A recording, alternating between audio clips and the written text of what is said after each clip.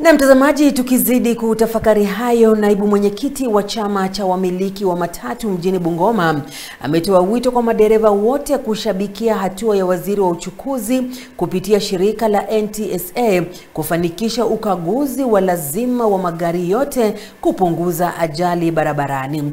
Akizungumza katika kituo hiki kwa njia akizungumza na wanahabari wa kituo hiki kwa njia ya simu, kiongozi huyo ametoa wito kwa wamiliki wa magari kushabikia sheria hizo mpya, kwani zitasaidia kupunguza uchafuzi wa hewa pamoja na leseni gushi, akitetea kutoondolewa kwa magari kuu barabarani. Kwa mengi zaidi tupate sauti ya kiongozi huyo.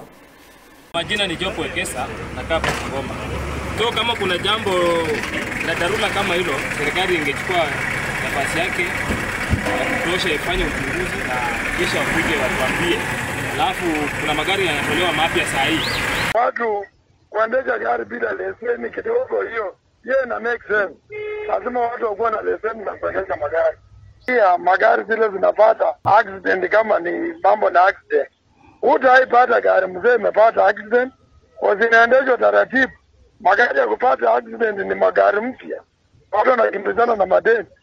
Hao wakiteremsha madeni ya gari uuzwe kwa bei yenye nafaa kama Uganda, Tanzania, Kongo, Sudan, hakuna mtu atakuwa anakimbizana na deni.